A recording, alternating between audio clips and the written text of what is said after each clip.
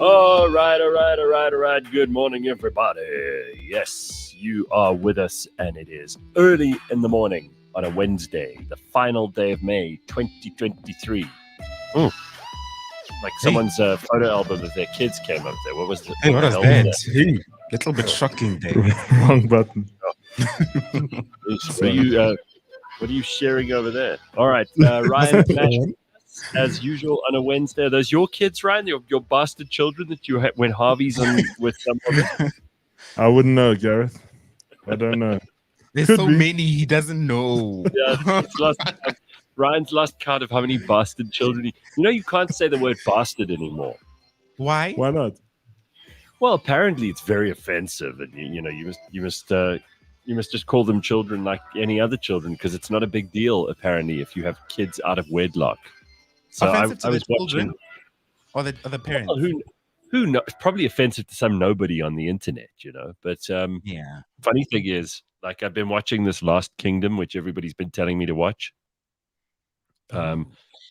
and it's set in sort of the late 800s, early 900s AD. So it's a long, long time ago. They've got Vikings, they've got Saxons, and they talk about bastard children a lot.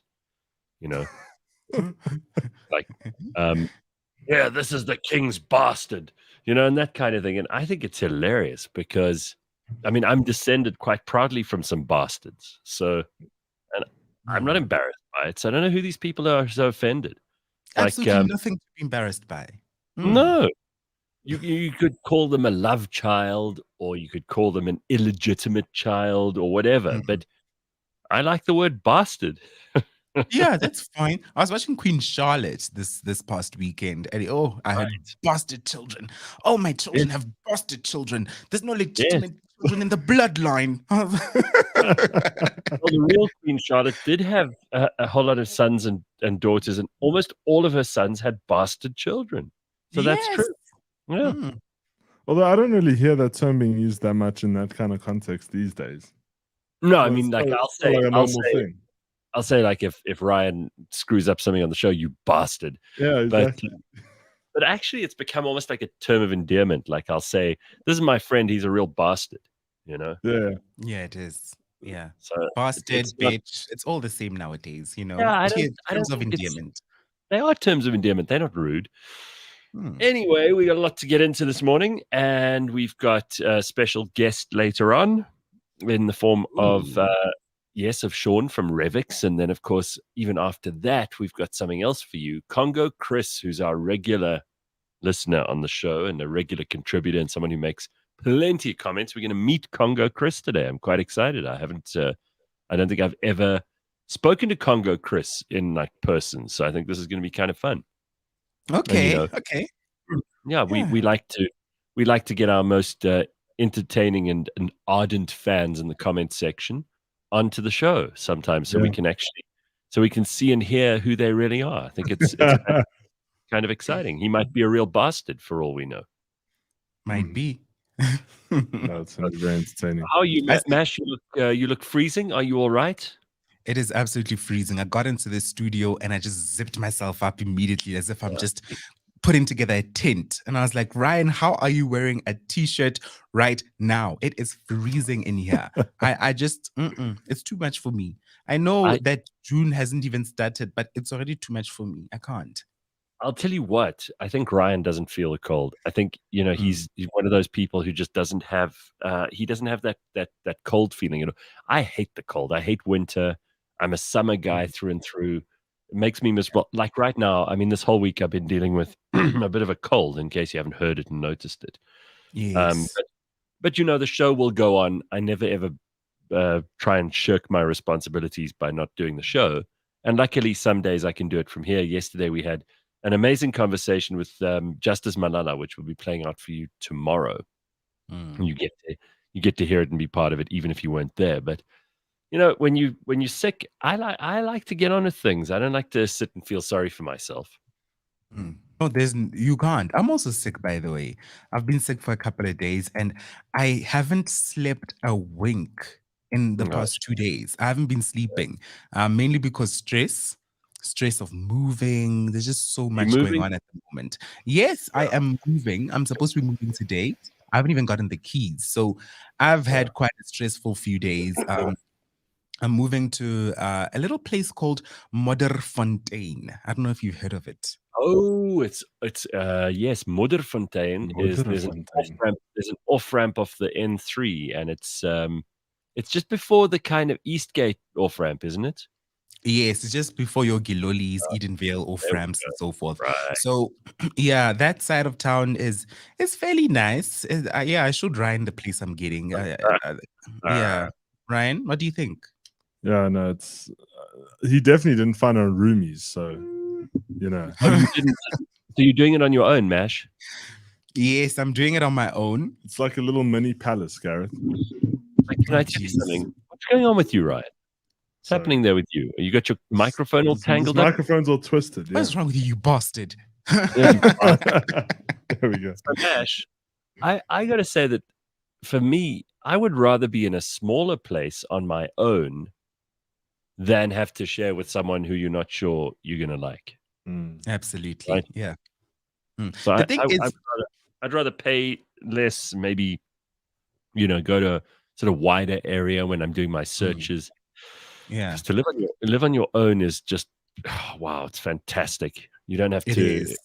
You can walk around naked, you know? Yeah, well, well. obviously you would go straight to that, but I think what makes it nice is you can come and go as you like. You can stay up late. You can go to sleep early.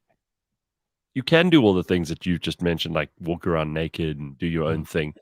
But I love the independence. The independence is, yeah, it's amazing. What if that person's a real messy son of a bitch? Like they just did. We've discussed this on the show before. You know, these nasty, dirty people who just they leave food lying around.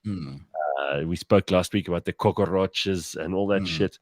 And also, what if they're really judgy and irritating? Like, what if you get home at like 2 a.m. and they're standing there at the door going, 2 a.m., huh? Is this the time to come home? Like they're your mom or something. There are people like that. And one thing I can say is that I used to be judgy. I used to be a little bit condescending when I first moved in with my roommate. Thing is, I'm a little bit OCD. And she was a little bit too chilled. So we always clashed and butt heads quite a lot. For example, first thing I would do whenever I get home was open the dustbin to see the dustbin has been thrown out, or look into the sink, or I'll even look at the floor. And I'll be like, so the floor's still dirty? I left on Friday, I'm coming back on Sunday, and the floor is still dirty? Or I'll even comment and be like, why is the dustbin not taken out? It's been in here. So that same bottle of Coke is still in here that I left on Thursday night. What's going on? So last night, me and my roommate did have a talk, and she was like, look, I'll always be grateful for you because you taught me urgency in terms of like, I can't just leave the stuff just sitting around there and just lazing around, seeing dirt just sitting there and not doing anything about it. So she told me that like, I will always appreciate you for that because now she's like me. I improved her. You made her a better person, and you should be proud of that. You turned her out from being a bastard into someone who's clean and tight. Exactly. So we had like a nice heartfelt conversation last night. And then like I turned off the fridge because most of the furniture I'm leaving with. It's quite unfortunate. But I was like, look, I'm gonna take out the furniture. She's getting another roommate in that apartment. I'm going to my own little palace. But is most of the furniture yours? Yes, it is. Poor her. Boo-hoo. Yeah. Gotta move on. So now, the moving part of things has been very stressful for me, but I'm getting my keys today and I'm starting to move. How did you get it approved so quick? Because, I mean, you had 5 days. Hey, it hasn't been approved, hey? They're actually getting back to me today. So, yeah, I'm excited, though. I know it's going to be approved. There's no reason for it not to be. And then, by today or tomorrow, I'll be in. It's such a nightmare to move houses, though. Another friend of mine is doing the same thing this month, and he said to me, "It's just, it's the worst because you have to pack everything up." I mean, you remember when we moved offices just the other day? I mean, that was a nightmare as well. So, I feel sorry for people who have to move, but once you're in your new place, it's exciting as hell because you get to decide what you're going to put where, and I mean, that stuff's really fun to do because you make it yours, you know. Yeah. you can just make it yours as much as you want. I see people also commenting that, wait, is Mash one of those single people again? No, I am not one of those single people again. I'm still, love lives here. We're still very happy. And yeah, I just wanted my own space still. I still want my own independence. Like I've got it. Those people who were wondering about that, to them, obviously, being single means that you are totally on your own and you have to live on your own and everything else. But to them, being in a relationship means you have to throw everything in with that person, which is kind of ridiculous because, I mean, you need a bit of independence. You need to be a sole actor and a sole player. Some of the time, you need to have your own things and your own space and everything else. I mean, people just 5 minutes ago, they were criticizing you for moving too fast in this relationship. And, oh, you've already got a policy together and all this stuff. And people complaining about that. Now they're busy saying, oh, he's moving into a place on his own. That must mean he's single. I'm like, what? That is weird. But unhealthy. There's some very unhealthy relationships in this comment section. I'll tell you that. Toxicity 101. This comment section. Hey. You would think the comment section that was exposed to Dr. Hanan once a week would be a little bit smarter about this stuff. You'd think so, but nope. But one fun one fun thing that I learned while actually looking for places and viewing and so forth is I actually learned that, look, there are some tricks and some little tricks that some of these real estate agents do. And these are tricks. They are such crooked people mostly. Bastards. Don't get me bastards. Exactly. Don't get me wrong, because I know some very cool people who happen to be estate agents as well. And I've got one or two friends who also sell property, but a lot of these people are just skellum. They will lie. They will post pictures that look nothing like the place. They will tell you that the kitchen's fantastic. And then once you've moved in or you've bought the place or whatever, you see how shit it is. And they hide stuff. They put paint on things and then it starts cracking. And like 3 months later, you've got major problems. Yeah. And there's so many tips and tricks that they do. For example, most showrooms or show houses don't even have a fridge because you look at it, you're like, wow, it's so spacious and big, but you don't realize there's no space for a fridge. Where's my fridge gotta go? That's why you end up with people in Midrand where their fridges are in their lounges. Fridge and TV are like 1 meter apart. And the worst part is those fridges are different sizes too. Exactly. Not a week goes by where we don't attack the good people of Midrand. I feel bad about that. Well, I'm not. For me, it's personal lived experience. I've just seen a couple of people from Midrand, and most of them are in the medical industry. I'm not saying it's not true. I'm not saying it's not true, but I do feel sorry for them the whole time. Because we just criticize them. So Carl says, you want to meet a bastard, estate agents and car salesmen.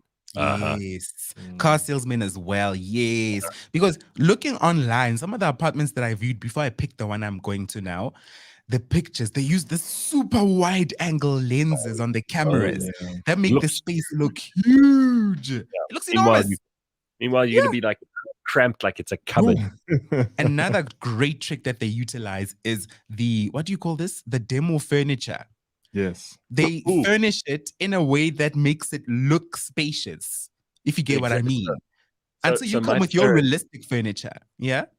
My parents watch that Home channel the whole time, right? And so whenever I go around there, they're busy watching this Home channel. And the one show is the show where these people redo the houses. Like they what do they call it? Flip a house, right? So they buy this piece of shit house. And then they put in nice floors, or they redo the walls, or they redo the ceilings, they furnish the place. But what you're talking about is called staging. It's actually called staging. Staging is, you'd think it was something that actors and theater people would do, and people in the movie industry, because it's making it look like something it isn't. And that's exactly what staging is. So what they do is they get these professional companies. I don't know if we have them in this country. I'm sure we do. But in America, you hire these people. They come in with a whole bunch of furniture and decor, everything like pictures, vases, flowers, cutlery, everything. And they come into the house and they dress it up basically to look like it's perfect, right? So they bring in, and they've got these huge warehouses full of like furniture. And this is what they do.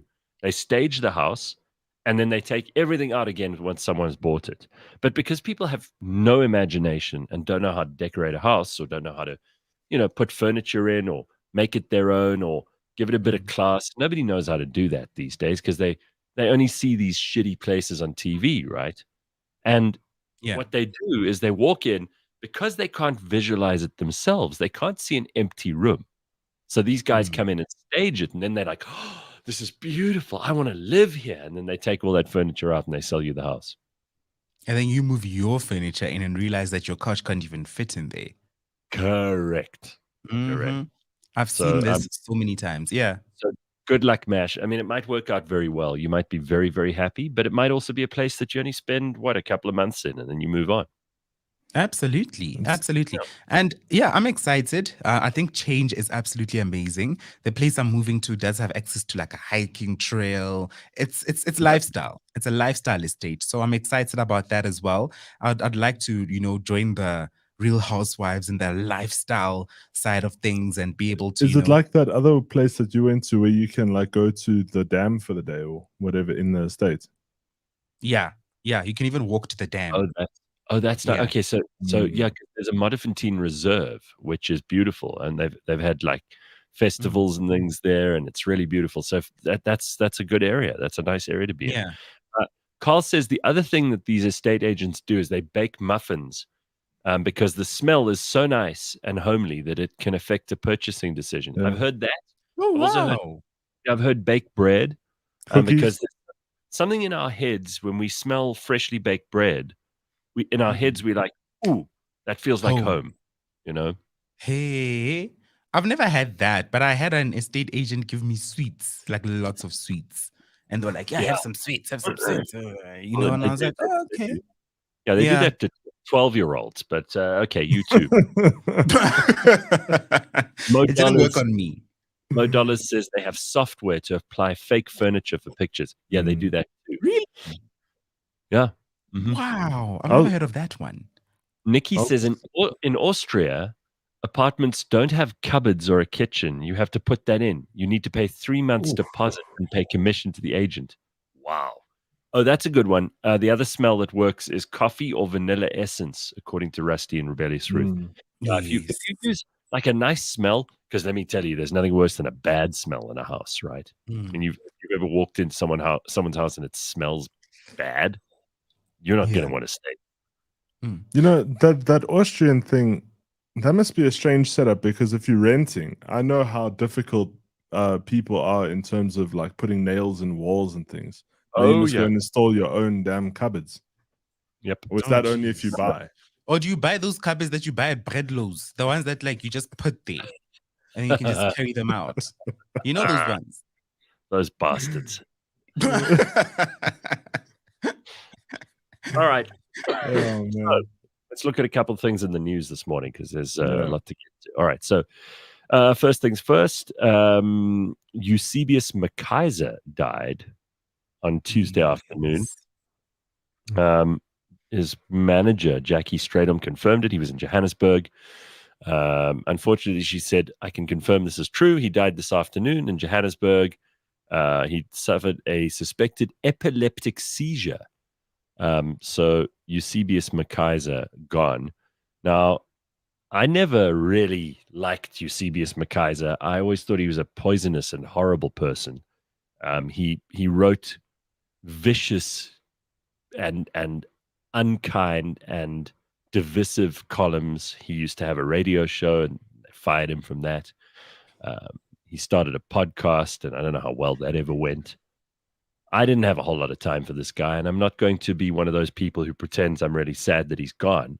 Although I'm not reveling in his death. But I had no time for this dude. He was always just very bitter and resentful about everything. And I've got to say that as much as it's a shock when, people get the news about somebody who's famous dying like this, I'm still more upset about Tina Turner, who I never met, than I ever will be about Eusebius, who I did meet. So it's weird how that works. But he's gone. Well, the other story in the news, let's move on from that, because really, I don't have much more to say. Alan Winde, here's another really irritating person in South African society. Alan Winde made some statement about Russia's president Vladimir Putin coming to the Western Cape, like he's gonna arrest Vladimir Putin. Now, let me just remind you who Alan Winde is. Okay, this is a picture of Alan Winde. He's the premier of the Western Cape, I think. That's him. This guy is going to stop Vladimir Putin. He's going to stop him and put him in handcuffs and arrest him. Right? Yeah, right. Alan Winde, can you see this guy? He looks like a retired headmaster or someone's uncle who always sits at the braai and no one talks to them when you have a family get together. He looks like the sort of person who, honestly, I would go out of my way to try and avoid at a party. But he's the premier of the Western Cape. He says, I can't even take this guy seriously. He says when Vladimir Putin lands in the Western Cape, if he comes there, that he's going to walk up and clap him in irons. I mean, really. So, of course, an equally stupid person who is Becky Cele, our Minister of Police, he says, if Alan Winde, I mean, I can't do the Becky Cele voice.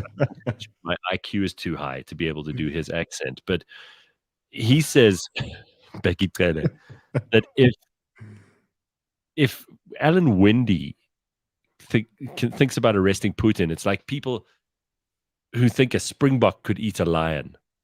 I mean, again, you got two really dreadful people arguing about something no one cares about. There is not a single South African who right now is particularly bothered about Vladimir Putin.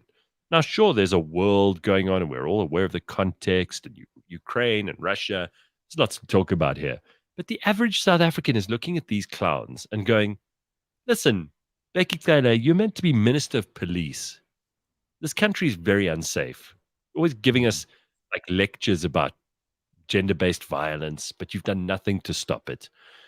We can't seem to arrest anybody who's doing anything wrong in South Africa at the moment, except, small petty criminals. And then you got Alan Winde, who, frankly, although the Western Cape is run better than most other provinces, does he really think that most South Africans are sitting there thinking about Vladimir Putin and the Ukraine every day? We are not, and we don't care. And you should be focusing on running your province absolutely perfectly. And don't worry so much about Russia and the Ukraine. Who cares? I don't give a shit. Look, we're just sitting in darkness wondering to ourselves, why does any of this matter as South Africans? So these two the thing is, we are literally in the safest place to be in the world. Week. These two could talk to each other all week. I don't think they'd get 5 viewers. Yeah. We're literally in the safest part of the world. I don't know why we feel like Kaiser had more listeners than these two. And that's saying something. Yeah, 100%. Hey. Oh, Harleen says, I really hope Alan tries to arrest Putin. I want to see that. Yeah, I want to see that too. Linda says he looks like Ned Flanders from The Simpsons. That's not right too. He does. It's more like Kent Brockman. All right, and then there's artificial intelligence story. You can't go through a day in the world without someone talking about AI, right? Yeah, we can't Apparently, dozens have supported a statement on the web. dozens of people. This is on the BBC's website, so you would assume it was news, right? This is what passes for news on the BBC. So here is a protest, a picture of someone, another person who we shouldn't be paying attention to, protesting about AI. Look at this guy. Can you tell that person doesn't have meaningful employment and is probably living off their parents' money, even though they're in their 40s? So you're telling me this person is not AI generated? This is a real person?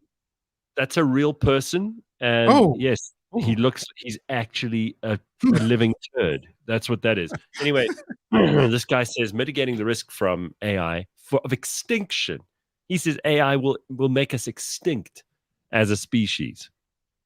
Should be a global priority along with other societal scale risks like pandemics and nuclear war.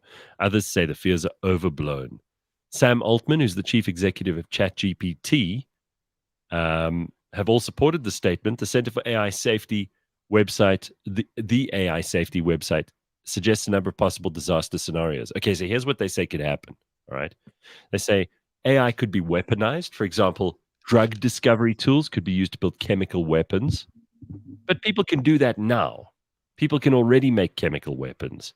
If you go on the internet, there are sites where you could see how to make a dirty bomb and all kinds of other things. So I don't know that AI is necessarily going to make that faster or more straightforward. AI generated misinformation could destabilize society and undermine collective decision making. Well, we've always had disinformation. You know, there've always been newspapers that talk about people being impregnated by aliens, or, you know, cousins getting married, and, you know, conspiracy theories. It hasn't changed society. So I don't know about that.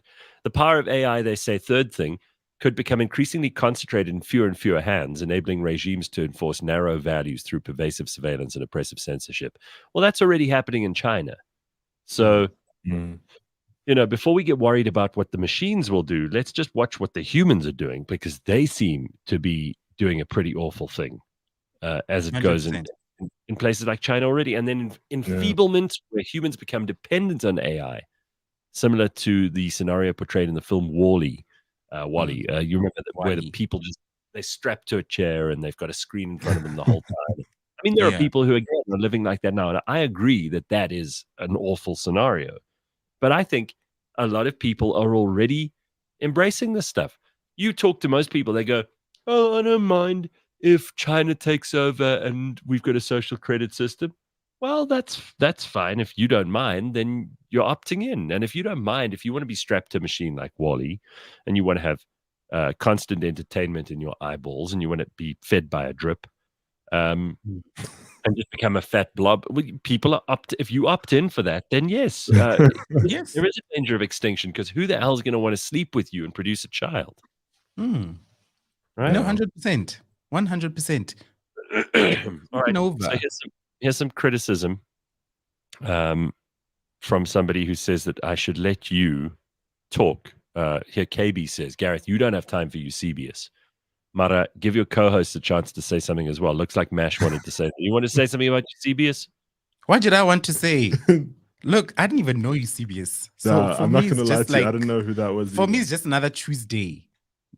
Price of my bread hasn't changed. That's it. That's all I wanted to say. Well, maybe KB wants to tell us about Eusebius, because he seems to have a hard-on for him.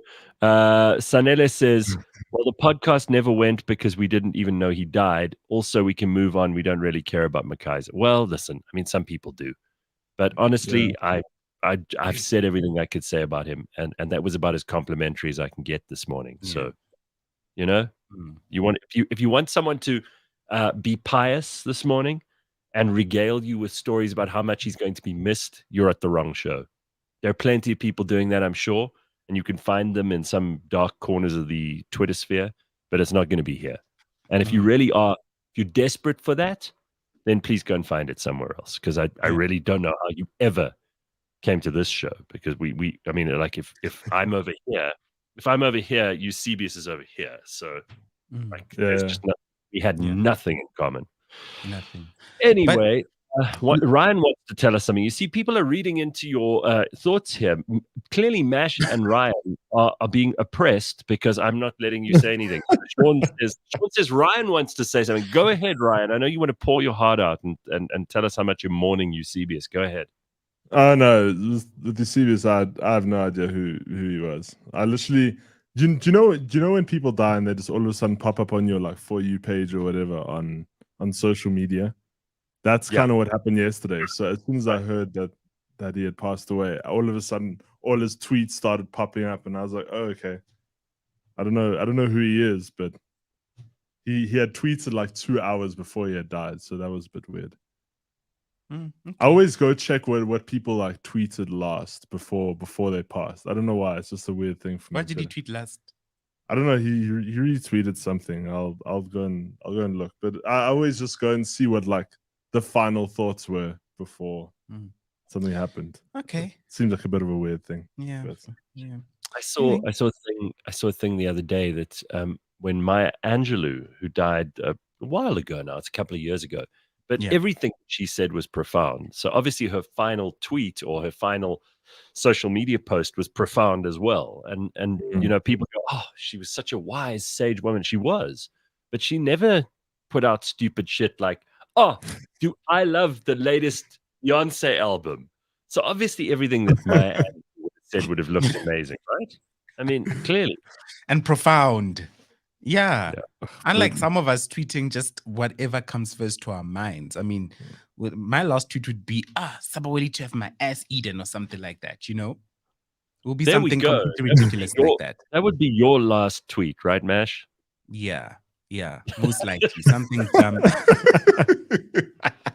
All right. Well, speaking of you and things around the ass, so apparently Ryan is horrified that you've never watched High School Musical. But I got bad news for you, Ryan. I've never watched High School Musical. No. Why is Gareth, it such a shock? And I know this, but like, okay, so if you grew up in my generation, right? Now I'm 95.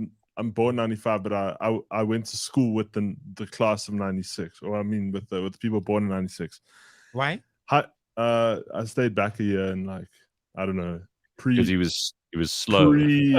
Primary school. Preschool. Why? Yeah, preschool. Why'd you stay back in? I don't know. They said I wasn't mature enough, which doesn't make any sense. Oh, it doesn't? No. Okay, High School Musical. If that was true, they would have kept me back from like 7. No, so I was one of the few who, like, you know, was held back and whatever. But everyone in my year had we grew up on like those kind of channels between like Cartoon Network, Boomerang, Disney Channel. And so High School Musicals are a pretty standard thing. If you go ask anyone in the office here, some people, Aaron, they've all they can all at least sing one of the songs, right? It's just something that we had as growing up. MASH has never heard of it. Look. Which I think is so strange to me. Let me defend myself. First of all, you know, I grew up in Dam Gumpent.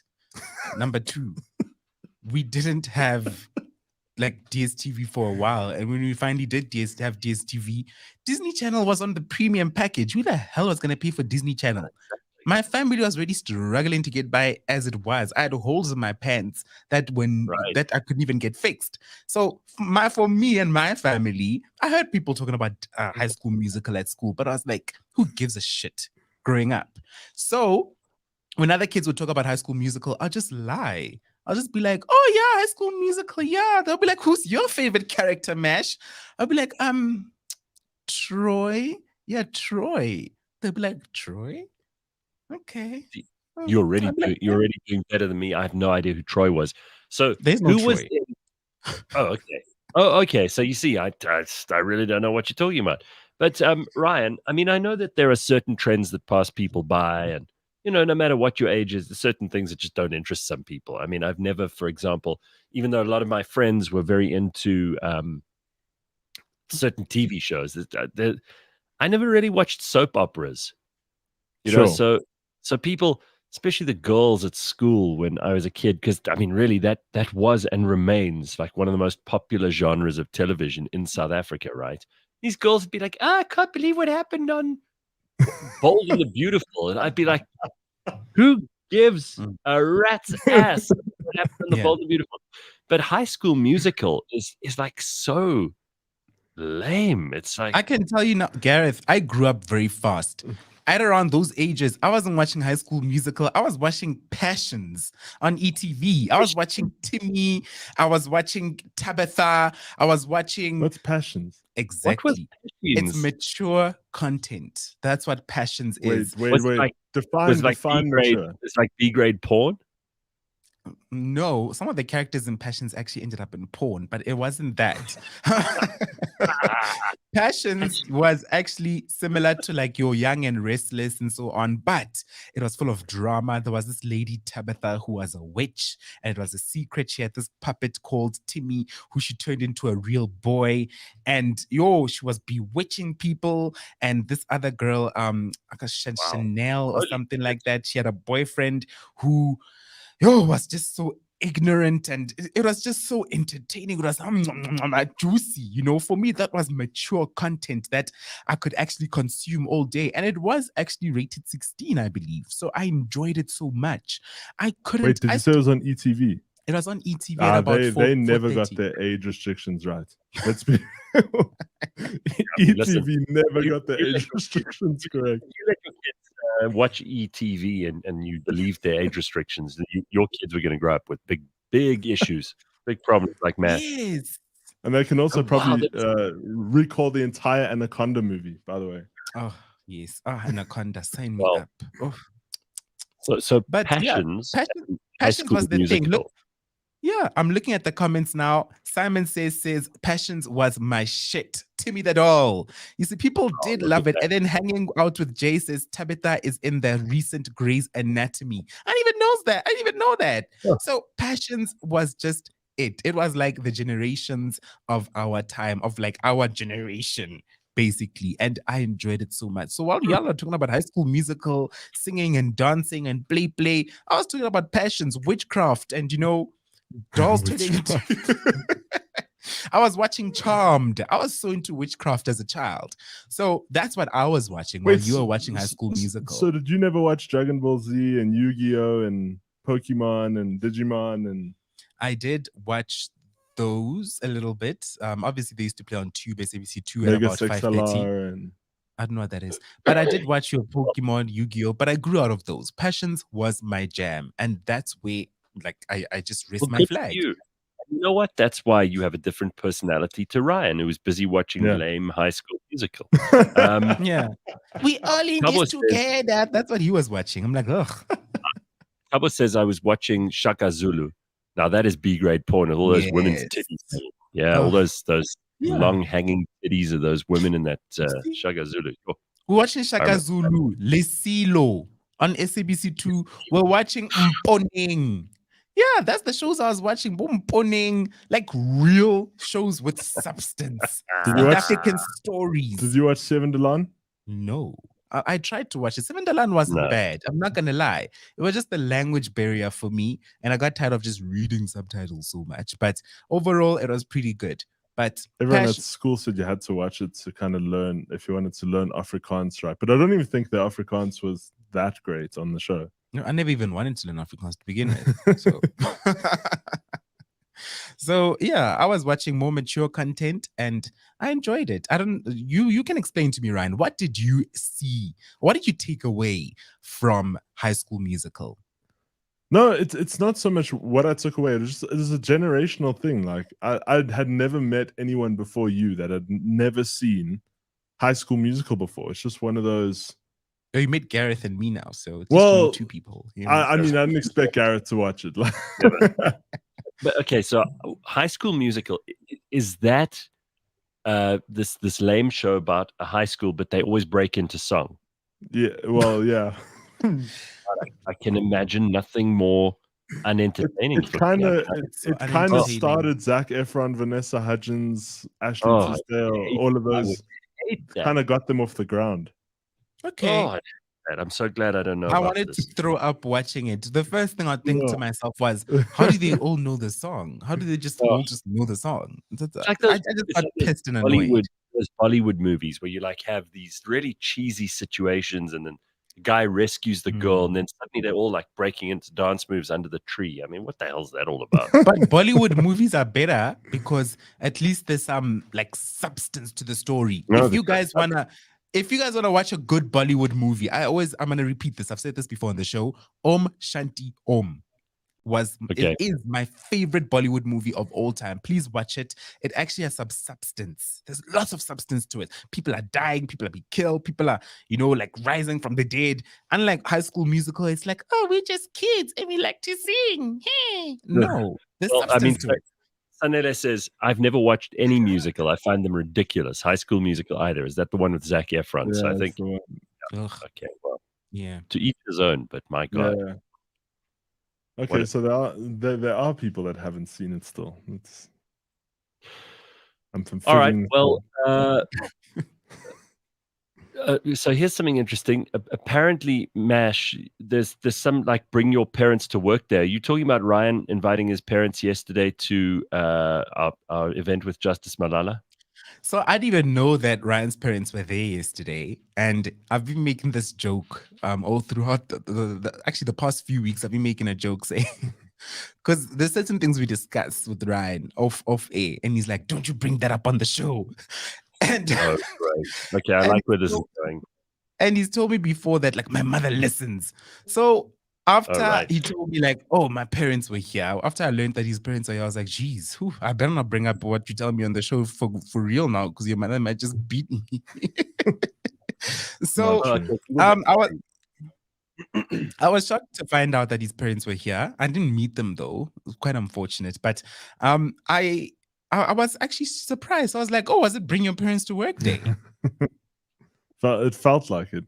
I invited them for the Justice Malala event that we had. It was very cool.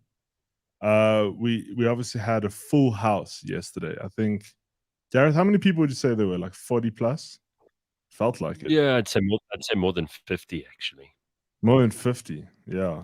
It was there were so many people there. Wow. And my parents had never like seen the new studios. And so, you know, Rena said, why don't you invite them and let them come and see? And so I was like, okay, cool. And they really enjoyed it. Justice was really really cool. I got a book from him. He signed it for my mom, which is cool. And yeah, they had a great time. They really enjoyed it. That sounds good. I'm glad they enjoyed it. I spoke to your parents for a little while. I said to them, listen, I'm so sorry that we force your son to wake up at like 4 a.m. to come in the studio and produce this show.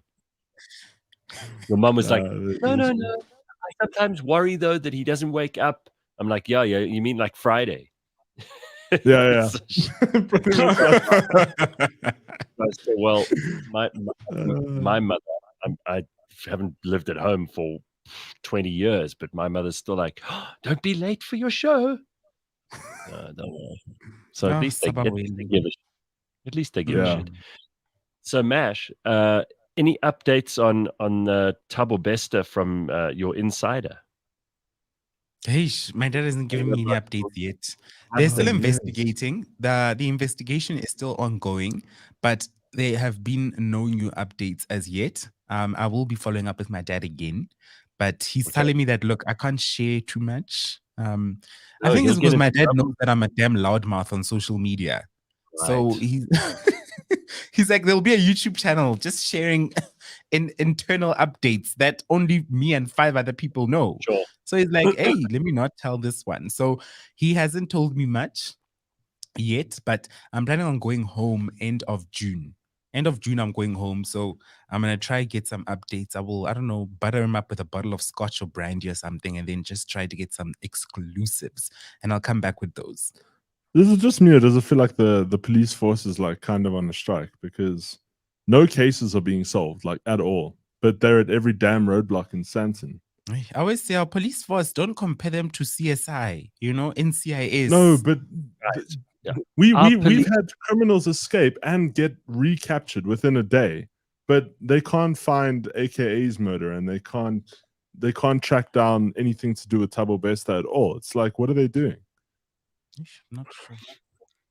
Our police, again, I said this to Justice Malala yesterday. We can't seem to solve any crimes in this country anymore. We brought up Thabo Bester, but then just a couple of months ago, AKA, we had that on camera, for God's sake. Enzo Miiwa, where there are hundreds of witnesses now. I mean, I don't know how many they've called, but it's like 12 witnesses. We can't seem to get to the bottom of that. We just have no investigative capacity whatsoever. There's clearly nobody in the police who can go, gotcha. Like you watch any of these shows on TV where they like try and catch the killer or whatever. I hate those shows, by the way, because I don't like watching crime. But they seem to have, and obviously it's made up, it's fiction. But even if you watch the true life stuff, the way these detectives find out who was responsible and who was in the room and where the gun went and what trajectory it shot at and where the fingerprints are. And, they can tell that this person had a hunchback and that this one was standing at this angle. But these guys our police can't seem to get any of that shit right. Not any of it. Nothing. That's the country living in. And also, like, we have to call the South African Defense Force to come and help out sometimes because the police are just not capable. You remember the Defense Force came up yesterday on the show with that moron who's in charge of the Defense Force, who's like the guy has, I think someone's actually attached a very, very powerful vacuum cleaner to the one side of his head and just sucked his brains out. He's like one of the dumbest people I've ever seen on TV in my life. The chief of our Defense Force, the one who says, "No, there was fuck all that was put on that ship. Fuck all." This is the guy in charge of our military. Anyway, I mean, listen, these are high-profile cases. We're not even talking about like bizarre, out of the way in little rural villages. I mean, right now, it seems like if you really wanted to take someone out in South Africa, if you really wanted to get rid of someone who was annoying you, this is the time, right? Because they're not going to catch you. No one will catch you ever. It's quite worrying. Damn right. I mean, you would think, this is something that people would be worried about. Like if I shouldn't really kill anybody because I'll be caught. But I think South Africans are like, nah, let's go. I actually went to one of these events. I think it was, I can't remember which event it was. We got invited to, and I went there, and everyone was having shots. And they said to me, do you want a shot? And I never drink whenever I'm driving. And so I said, no, don't worry. And they said, no, just have one. And I was like, no, I don't want to go to jail if I get caught on the way home. And they're like, oh, please, they can't even put Thabo Bester in jail. You're not going to go to jail. And I was like, oh, that's a damn good point. The problem is they probably will put you in jail, even though you're just being a little bit over the limit. I mean, it's so capricious. It could go this way, it could go that way. You never know. So listen, the daily challenge of the news media is how to balance reporting and provide the facts without undue sensation. This week's episode of Beyond Madness with Prof. Christopher Paul Szabo and his guests discuss the media with the context of suicide reporting. Beyond Madness is, of course, brought to you in proud association with Adcock Ingram OTC, the sponsors of Brave. Listen wherever you get your podcasts. We're actually doing an event with Prof. Szabo tonight, and we're going to be talking to some journalists as well. So lots of exciting stuff happening on that show. If you haven't listened to it before, all I can do is tell you again that you are missing out. Go and take a look at Beyond Madness, and you can hear Prof. Szabo dispensing his wisdom and talking to some really interesting guests. All right. And by the way, if you wanted to know, like Ricky, about the Justice Malala conversation, it will be on tomorrow, so you can get it there. There's Lebang just letting people know. You see, she's on the mark. Lebang is there in the comment section, leading people. Very, very nice. Okay, we got to get to Revix with Sean Sanders. I know this is some people's favorite part of the week because we get to check in on our investments. If you have already got some investments with Revix, you are on the right track. They are, of course, the people who give you an opportunity to effortlessly own a diversified portfolio of the world's top cryptocurrencies, which automatically stays up to date with the ever-changing market. And here is none other than Sean Sanders to talk to us about all of this. So, Sean, nice to see you. You guys are launching a top 20 crypto bundle tomorrow. Just tell us what this is all about. Morning, Gareth. Morning, team. So we're launching, as you noted, the top 20 cryptocurrency bundles. So this is the first time you'll be able to invest in the 20 largest cryptocurrencies all through a single investment. And the way that this bundle is created, very similar to a lot of the other bundles that we offer, is that each of the cryptocurrencies in the bundle are equally weighted. So you own a very small percentage, but an equal percentage of each of the 20 largest cryptocurrencies. And this provides exposure to about 82% of the crypto market. So one of the biggest challenges that we see with a lot of customers is they go, well, I don't know which cryptocurrency to invest in. And this approach, very similar to sort of our top 10 bundle as well, just allows you to get diversified exposure across the entire crypto market. And it also provides exposure to these slightly smaller emerging cryptocurrencies, which gives you a lot of upside potential over the longer term. And, as with all of our product launches, this bundle's launching completely fee-free. So you can get started with, 150 Rand on the Revix platform, and you can, sell out of the bundle a single second after buying, or you can hold on for a couple of years. We're obviously advocates of a longer term investing approach. So the bundle's going live tomorrow morning. Very cool. I suppose it's also useful for those of us who don't stay on top of the cryptocurrency market with every detail and every new bit of news that comes in. It's like the stock market. You can't always keep track of this stuff, even if you're a trader who's on screens all the time. You guys do all the work for us. So if you buy the top 20, you're kind of spreading your bets a little bit, and you're trying to get the best of everything when you guys are doing actually all the hard work for us. You're watching what's going on and you rebalance those portfolios as things come in. And I mean, I didn't even know about things like Solana when you told us about that last year. I didn't know about half of these cryptocurrencies. And there's always a new one, right? There's always a new one.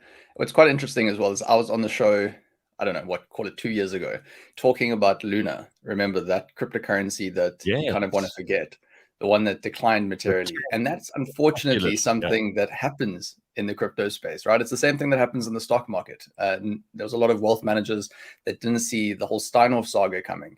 And you're going to see that again. And it's not necessarily that there's cryptocurrencies that don't go to zero and they're going to be scams. It's just that projects don't succeed because we're still very early on in this journey. So one of the things that we do offer as part of the RevX package, and we do this with all of our cryptocurrencies, but in particular with the cryptocurrencies that go into the bundles, is that we screen the cryptos as well as monitor them for risks.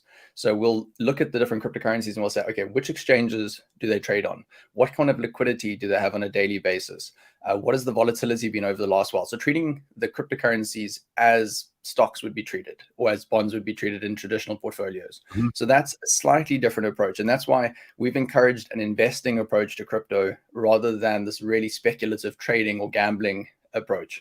And that's something we're going to continue doing because over the long term, the returns is really what's exciting. That's what we're seeing with this asset category. It's not about the 1 year or 2 year sort of returns. It's really looking at a 3 to 5 year sort of return horizon. And I think the big advantages when you start looking at crypto bundles in particular is they offer immediate diversification. So you don't need to necessarily go out, build this very diverse portfolio yourself. Buying individually 20 different cryptocurrencies would be quite a bit of work. Sure. So that's on the one side. And then on the other side, we've got automated monthly rebalancing. So if you own an index fund or an ETF, they would normally rebalance, say, every quarter or every 6 months. And this is essentially where new investments would move into the product. And then older sort of the investments that aren't really performing that well, they're removed from the product. And what we're able to offer is essentially the service, but in a fully automated fashion on a monthly basis. Because the cryptocurrency market is so much more volatile, you want to have a product that keeps up to date with the market. And if you look at like a Luna that happened last year that declined precipitously in value, you want to remove it from the bundle really quickly. So this is something that we offer through the crypto bundles, which is this automated monthly rebalancing. And of course, this doesn't mean that people can't go and buy whatever they want separate to that as well. But you can have this top 20 crypto bundle. And then you can also have, if you really like Bitcoin or you really want to have a little bit of Ethereum, you can buy that as well on the side. By the way, just while I'm thinking about it, have you guys been exploring AI? I mean, everybody's talking about AI, and I'm sure in markets, and particularly in the crypto market, AI represents a real opportunity. There must be ways that machine learning and that artificial intelligence, and in particular, the way that people use artificial intelligence, the kinds of questions you ask it, will give you some very interesting insights into how the market behaves. Oh, yeah. So we've started going down this route. So on the one side, we've actually looked at an AI bundle because there's cryptocurrencies. And sorry, I don't know if you can hear this really loud bird next to me. There's like this bird whistling away. Okay, hopefully you can't. But anyway, so yeah, with regards to there being AI cryptocurrencies out there, there's about 12 AI cryptocurrencies. They're slightly smaller cap than obviously the bigger names that you'd see in, say, the top 10 bundle. But that's one area that we've looked at because there is growing interest in that particular area. On the other end of the spectrum, we've looked at implementing AI from a customer support standpoint. And Gareth, as you noted there, that can then start to extend because we are fully licensed as a financial advisor. It can start extending into financial advice. So somebody could come to RevX in the future, and we're not there just yet. We're working towards this. But where you could come to us and say, hey, listen, give me an update on the cryptocurrency market through our chatbot, and we'd be able to give you a full comprehensive breakdown. You could say, listen, is my portfolio constructed in the right sort of way? What risks am I getting? Or, with the current structure that I have, and there can be answers that are provided to all those different things. And the beauty with this is AI can naturally look at every single piece of regulation out there, data privacy regulations, FSCA regulations, and provide everything in a near perfect sort of format. So that's something we're very excited about. All right, Justin has a specific comment. I think it's directed at you, Sean, even though he said Ryan. Why doesn't your customer care respond at Revix? So obviously he's had a problem there. He's got a lost password. What would you recommend he does? Pretty much any time from now onwards for the rest of today. There'll be somebody that'll be online, at least one person at all times, that'll be able to answer any queries you have. So, we'll get back to you, generally speaking, very quickly. If you have to send a message right now, actually, somebody should get back to you within 10 to 15 minutes. So would you say that go via the website? Is that the best way to go? Yeah, you can go via the app or the website. So if you head over to www.revix.com, there's a chat bot on the bottom right. You can send us a message. And, if you need to dash off, we'll get back to you a little bit later in the day. Fantastic. Okay, we like that bird that's making a lot of noise outside your house. There's a good sign. We'll take that as a good sign that this is maybe the time to get involved in the top 20 bundle. By the way, how has it performed relative to other investment options? This is always what people are most interested in, is the performance. Of course, again, making clear that past performance does not guarantee future returns, but nonetheless, what can you tell us about how it's performed so far? Yeah, so what's interesting is when you look at, let's say, the S&P 500, generally speaking, because you've got all these different S&P 500s and index that allows you to invest in the 500 largest US companies. Now, that index isn't that volatile, relatively speaking, compared to generally the underlying assets. Why? Because you've got all of these different stocks in this index. So if one of the stocks goes down and another one goes up, they kind of offset each other. And that means that the price volatility isn't as bad as any single asset. Now, with the top 20 bundle, because you're owning slightly smaller cryptocurrencies, you've got slightly more volatility relative to the likes of, say, Bitcoin or Ethereum, which, as I said, is sort of slightly different to that S&P 500 index. But to compensate for that little additional volatility, you do have greater upside potential. So again, you're owning those smaller cryptocurrencies. So on a year-to-date basis, you roughly in line with Bitcoin, with the top 20 bundle. I mean, Bitcoin's done exceptionally well this year. It's up about 68%. The top 20 bundle's up 63%. But if you look over a 3-year horizon, and again, this is sort of the space we like to play in because it's longer term, Bitcoin's up 285% over that time period, which is a really impressive return, given especially that it's down, about 60% from its all-time highs. The top 20 bundle is up 584% over that same sort of period. So it's the 2x return that you've seen there. And as these smaller cryptocurrency projects start coming into the bundle, you'll reap the benefits over the longer term there as well. And naturally, the bad performers are removed. So it's done pretty well over time. Very good. All right, Sean, thanks for the update, and we will catch up with you again shortly. Brilliant, guys. Thanks very much. Have a good rest of the week. All right, cheers, Sean. Cheers, Sean. Sean Sanders, Revix.com. You can find out more by following them on Facebook, Twitter, and Instagram at Revix Invest. For more info, you can also head over to Revix.com, the smart way to invest in crypto, and download the app if you're already a customer. It's probably the best way to interact with what's going on in your investments. Very nice. Okay, when we come back, we've got loads of good stuff for you, including our famous Congo Chris from the comments section, who's going to be our guest this morning. He's already up and about and ready to join us. Now, he's not in studio because he's in Cape Town, but he will be joining us on the show. We'll find out what he's all about. He's got some fun stories to tell us as well. So stick around for all of that and more. And Mash will hopefully be warming up by then. Hey, Mash? Hopefully. We'll see. We will see. You're the one who brings the heater into the office. I forgot it at home today, but I will be Right. going home a bit early because I do need to get my butt out of that apartment today. Load the truck. I need to load the van and also load my car so I can move today. So stressful day, but exciting times. Very good. Okay, so we'll be back with that and a whole lot more in the next little while. Stick around, cliffcentral.com. It is Wednesday morning, and I hope your day's off to an awesome start. This week on the Auto Trader Podcast. But the first one is our car ads getting out of control.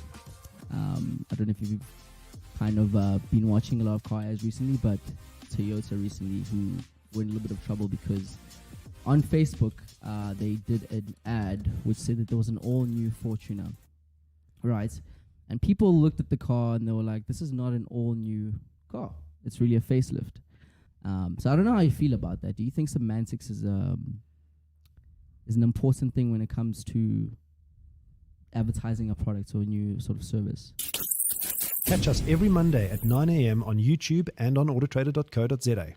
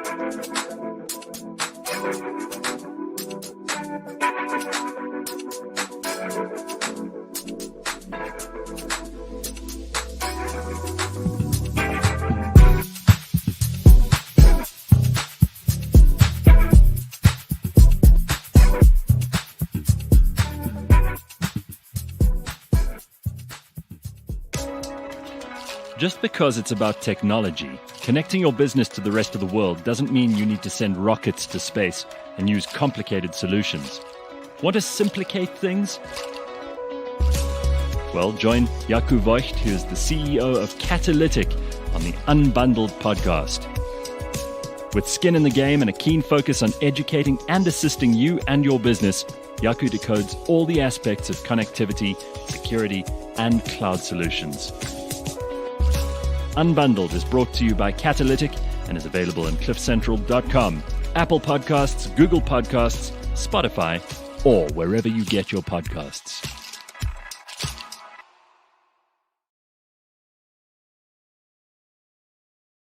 All right. By the way, there's a brand new episode of Unbundled on cliffcentral.com with Jaco and his crew, his interviewed guests, and everybody else he gets to talk to. If you want to know what the best and most useful information in the world of cybersecurity and in the world of internet service provision and all the rest of it is, you can go and find out by going to Unbundled on cliffcentral.com. So I see there's a story. I don't know if you know this guy, Mash, but this dude, apparently Chinese influencer, he died after he drank too much on a live stream, sparking a debate on chasing fame. Look at this dude. So this is him. And he's there. You can see he's drinking, I don't know what that is, vodka or whatever it is. Drinking sake. Sake, Sake? yeah. Yeah, Wow, it's okay. sake. So apparently he died because he drank so much of it. Oh, well, too bad. Oh, well. Good riddance, you know? Are we meant to, are we meant to worry about this? That there always are going to be, there always have been stupid people doing stupid stuff to be famous. We don't have to concern ourselves with this, right? Like, who are these people who are so worried? We have no reason to be worried or concerned about these damn people. There's a YouTube channel that I enjoy watching called How to Cook That with Anne Reardon. I love Anne. Oh my goodness, I love her so much. But basically she debunks TikTok hacks and stuff like that. And some of these hacks are completely fake. For example, they'll show you how to put a bowl up some foil, put it in the microwave, and it comes out as this shiny, smooth aluminium ball.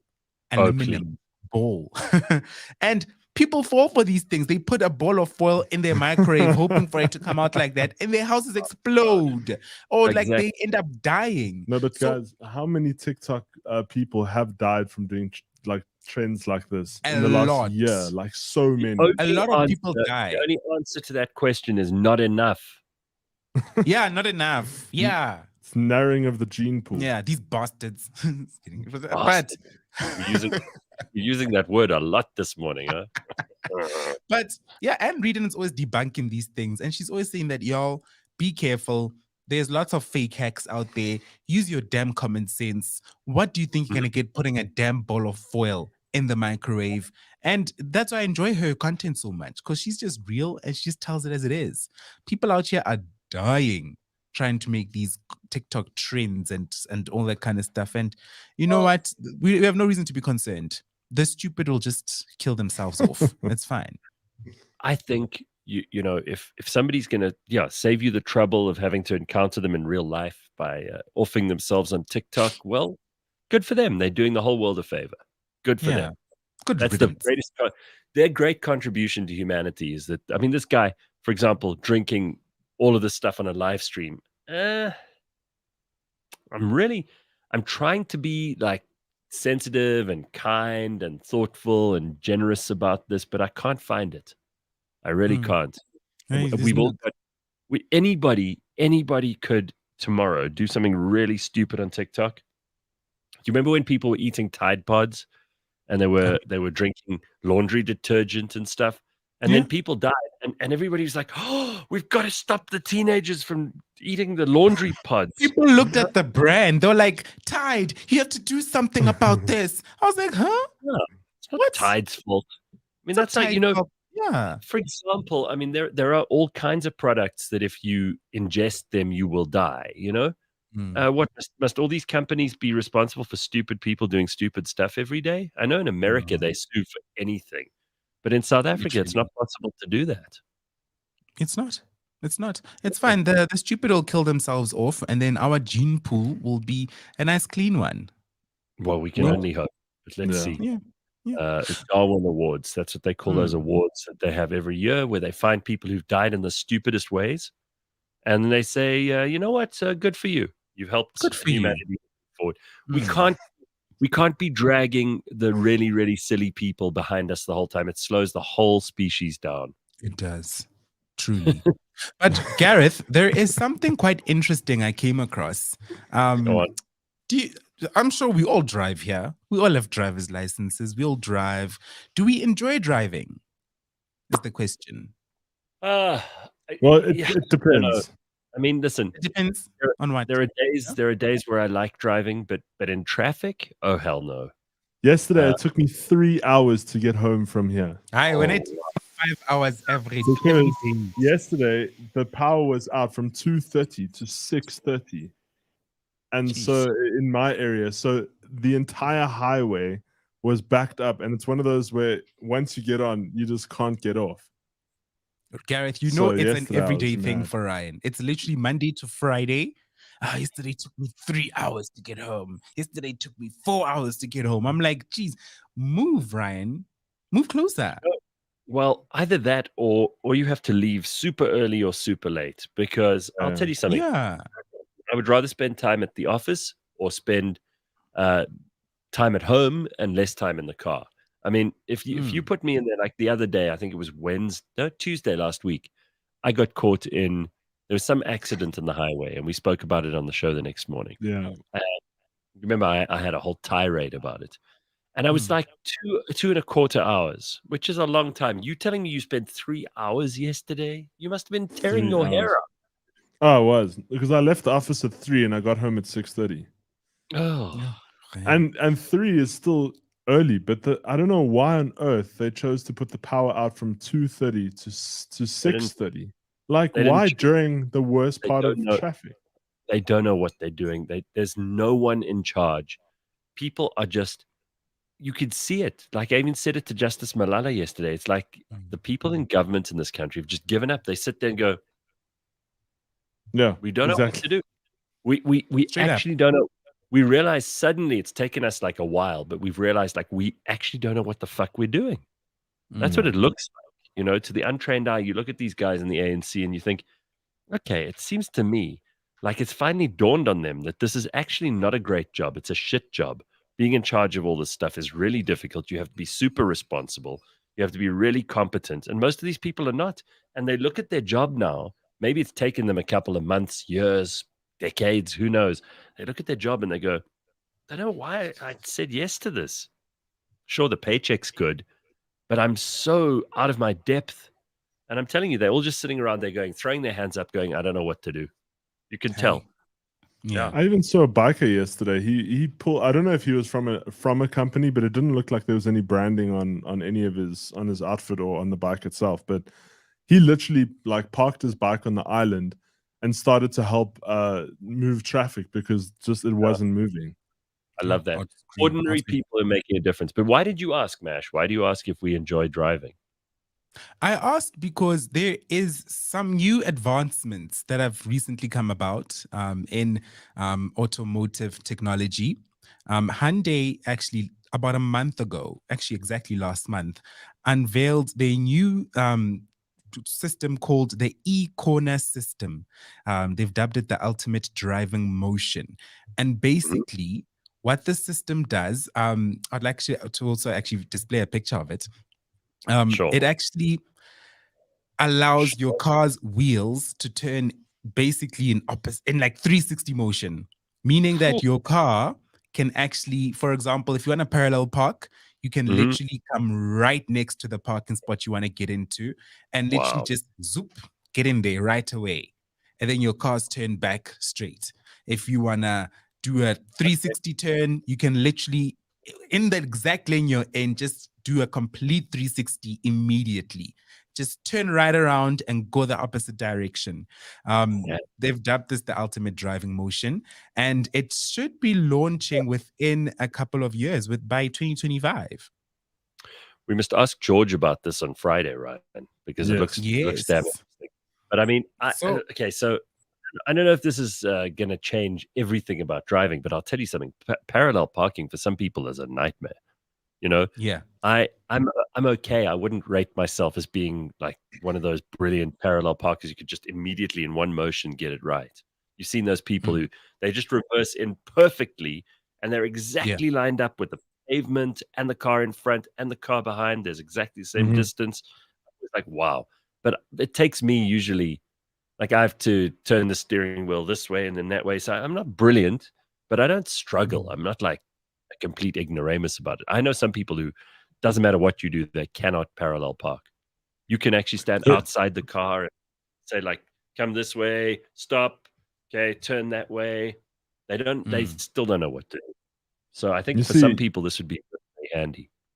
You must go study there by Wits or UJ, or because I studied at by the SABC there. And you have to, if you're going anywhere in Melville, you have to parallel park. So if you go, and I mean, by the way, can I just say something quickly? Because yesterday, we'll get back to the cars in a second, but yesterday Lebang made this disgusting tea, which was like I saw it. Milky. It was white. This is how tea should look. Can you see that? I don't want to spill. Yes. Look, Gareth, is Lebang watching? I'm well aware of Lebang's tea habits, and I do agree they're absolutely disgusting and ghastly. And I don't know where she got them. Honestly, one of these days we must just do like a tea seminar where we just teach people how to make a cup of tea. Milk is always lost. Thank you. Always. Yeah, thank you. And the way Lebang drank that stuff, I mean, you could even see she wasn't even enjoying it. I'm like, why are you having this? You're just trying to, you're trying to warm your hands? She can never even finish the damn cup. Hey? Was just throwing out Lebang's cups. To be honest, she looked like she was forcing it down yesterday. I think because she was holding it up, but then every time she took a sip, I saw the look of regret in her eye. She's like, "This is so delicious." I was like, "Guy, look at your face drinking it though." I think we attacked her properly yesterday, but there we go. All right, so here it is. Some people say we need a Slippery Pickle says we need a brain chip to electrocute people who do the wrong thing on the road. I don't need no fancy wheels. Man, I've often thought how cool it would be if you could just like press a button and the person who did something stupid in traffic electrocuted.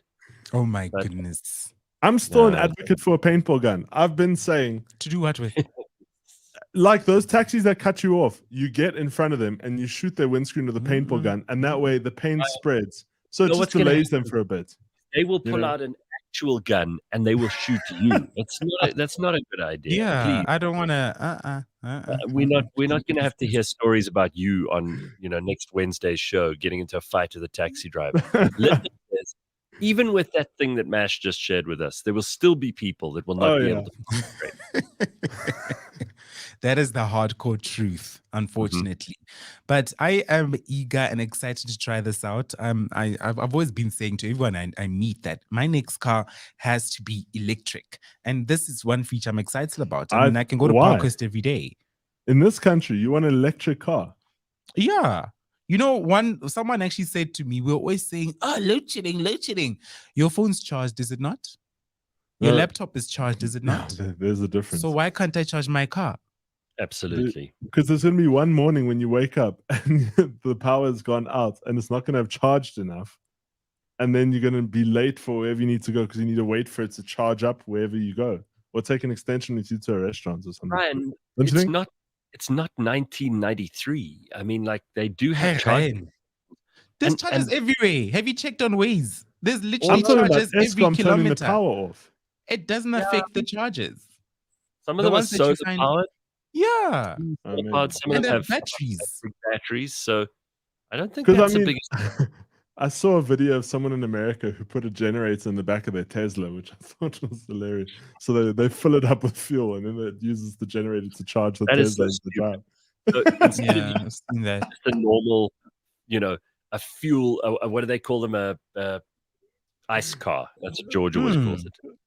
But nowadays, you use an electric, but you still power it with fuel. Fuel. Hey, but nowadays, it's this whole electric car notion has become more realistic. There's charge points almost every 2 kilometers in Sandton, and they're not affected by load shedding. So this mentality of, oh no, load shedding in this country. Your phone's charged, your laptop's always fully charged, your Apple Watches are always fully charged. Everything you own is fully charged. Why can't your car be as well? Right. It's possible. Absolutely. No, it just takes a bit of planning, right? You just have to plan around it. Yeah. Simple as that. Yeah. Organize your goddamn life is what Mash get your shit together, Ryan, is what I'm trying to say. Sure. All we've been doing this morning is calling people bastards. Yeah, I know. Wow. Unbelievable. All right. I've got some email. We haven't been to the mailbag for a long time. This is from Nicholas. He says, I had an interesting chat with my wife last night. She works in graphic design, and a few of her friends are in graphic design in logos, posters, and branding. This is something you do sometimes, Mash. Homo Lemo does it for us. It's something most people should be able to do. Anyway, he says, FreePic has just launched an AI image builder, which is free to the public. You simply type in what you want. If you want, for example, a boat logo with a fish, and it will generate a logo immediately. It's just one example of an industry that may be under huge pressure. If you're a blogger, I'd say you're even more in trouble. Maybe the days of sitting behind your computer and being a so-called digital nomad or woke Gen Z, maybe those days are over. A few more plumbers and electricians would be welcome. That's according to Nicholas. So I'm glad you sent that, Nicholas, and I agree with you. I think there are some jobs that are going to be far more threatened by AI than others.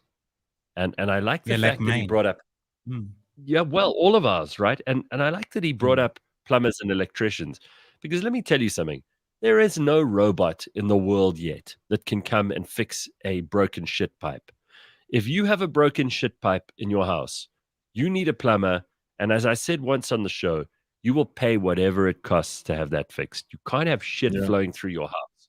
So when it comes to like the important stuff in the world, and again, this even came up with Justice yesterday, we don't need complicated artificial intelligence or political solutions to most of our problems. Most of our problems are very practical. We need people who are electrical engineers. We need people who are plumbers. We need people who can build things, construction people, those kind of people. Those are going to be the jobs that are going to be replaced last by the machines. Everyone else, get in line. But those people who can do that, fix a toilet, sort out electricity, those are the people we need. Don't you agree?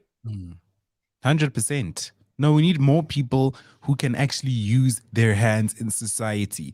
And it's something that I've always said to my parents as well, because my little brother's not the brightest. So that's a hell of a thing to say. That's a nice thing to say. Yeah. Well, he's not. And then I just told them that, look, we don't need more doctors. We don't need more lawyers. We don't need more engineers. Yes. We need people who are going to actually execute what the engineers have designed. We need people who are actually going to be on the ground doing the actual hard labor. And if everybody ends up getting degrees and being doctors and engineers, who the hell's going to do the hard labor on the ground? And mechanical things, like fixing mechanical things. You know, there's some people who will swear that, like, you don't want a car that is all electric because if it goes wrong, there's nothing you can do.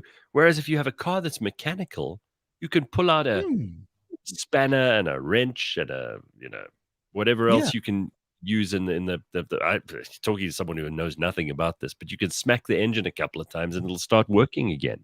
Exactly. Can't do that with an electric car. We can't. So we need more people on the ground. We need more people like KFC. That I think we need more service industry in general. Service industry in general. Yeah. We need people to. I know that it's not something that somebody grows up saying, "Oh, I want to work at KFC," but we need more people in those fields as well. And this thing of everyone. Imagine everybody studies, becomes a lawyer. Then what? Who's going to serve us? Well, I always say we don't need more.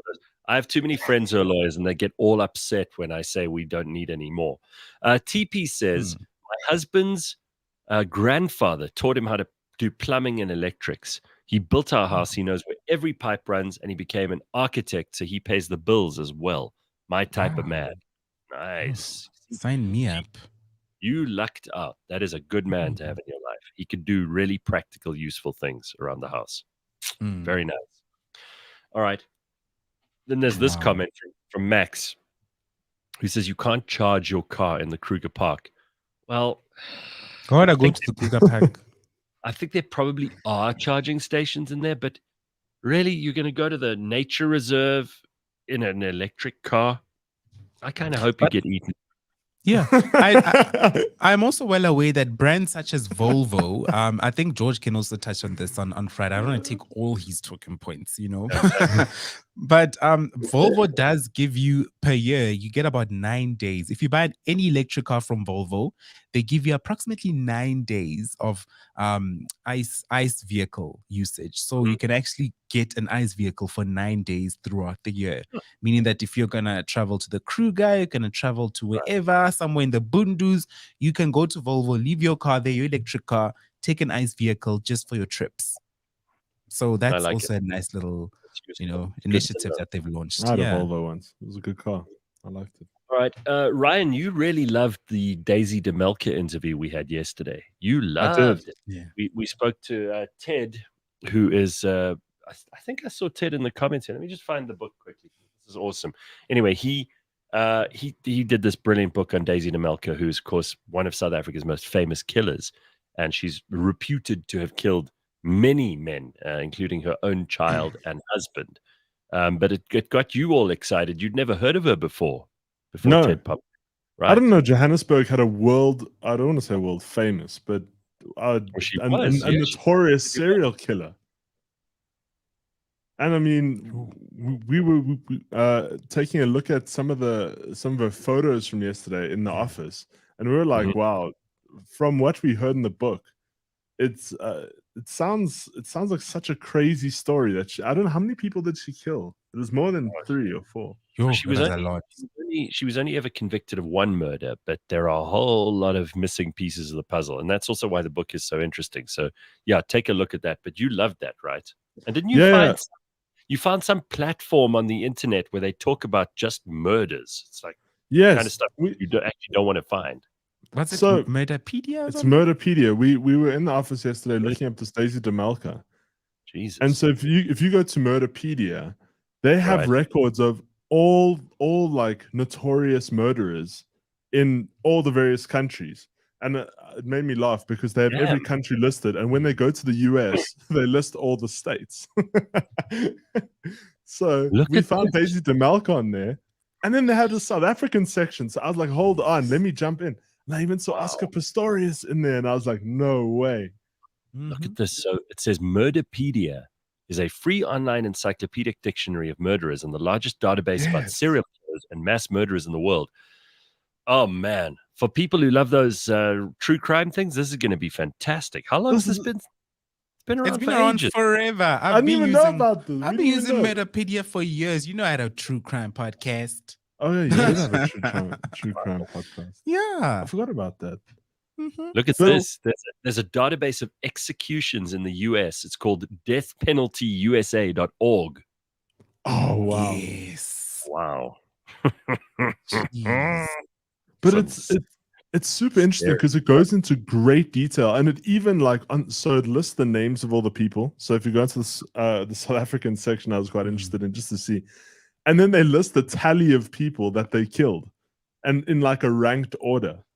So like there's one up to there's one person who had like 30 murders. I thought this is crazy. It is ridiculous. You got to go in there and look, make sure that your name isn't on there. You know, that's number one. Yeah, it's not. There are 53 listed in South Africa. Really, really bad killers. But I think those are just men. Am I wrong? Because Daisy de Melker is not on there. But when I search Daisy de Melker Murderpedia, it does come up. So I wonder if there's a female section and a male section. Would make sense because they're female prisons and male prisons. So maybe they've got different info about her, you know, in the female section. Daisy's house was in Turfentine, near where I grew up, says Carl. My mom used to drive past and threaten to leave us there as a punishment. Crazy bitch. Daisy also. Gee whiz, that is messed up. I would be a messed up adult if I grew up with that. Gee whiz. I couldn't believe she got the death penalty. That was crazy. Yeah, they hanged her. Sure. Dun, dun, dun. It's kind of creepy. You know, you can go and visit in Pretoria Central Prison. I don't know if it's open or not, but we saw it when it was. I'm not sure. You know, museums in this country, they don't bother looking after them. So I don't know if it's open, if you can buy a ticket or whatever. But you can go to the gallows where they used to hang people. And it's a pretty scary place. I mean, you can definitely feel like there's a vibe about it that's not very nice. Yes, so they used to film those? No. I'm talking about worldwide. No, not at all. Not ever. No cameras have ever been allowed while people are being hung. But of course, you know, in the old days, like we're talking pre sort of 19, 20, 30, they would have hanged people in the town square. So you would have gone, you would have taken the kids out. Oh, kids, it's Friday. We're going to go watch some people being hanged. Let's go watch a hanging. Yeah. Right. Exactly. And you'd go out into the public square and then you'd see a bunch of criminals being, and I'll tell you what, it probably put a few people off committing crime. Yeah. It's not a bad idea. It put everyone off committing crime. Yeah. It's a very barbaric thing, but I'll tell you what, it's if there's anything that's going to stop people from doing horrible shit, then it's seeing what happens to the people who do horrible shit, right? Yeah. And I always thought to myself, just the humiliation of it, you know? Yeah. Like, gee whiz. Imagine the kids. Imagine saying to your kids, hello, kids, we're going to go watch a hanging in the town square. And your kids are like, yes, mama, yes, papa. And then they're just like, you know, getting their jackets and your little daughters getting their dresses on. They're running excited to go see someone get hung. And then afterwards, your kids ain't committing no crime. I can promise you that. They're going to grow up being very good children. Promise you that. Yeah. So apparently, like there was a song. So somebody here in the comments says, my mom used to sing a song about Daisy. Daisy, Daisy. And now, I mean, give me your answer, I'm all crazy. No, no, no, no. Is that about Daisy de Melker? Is that the official song?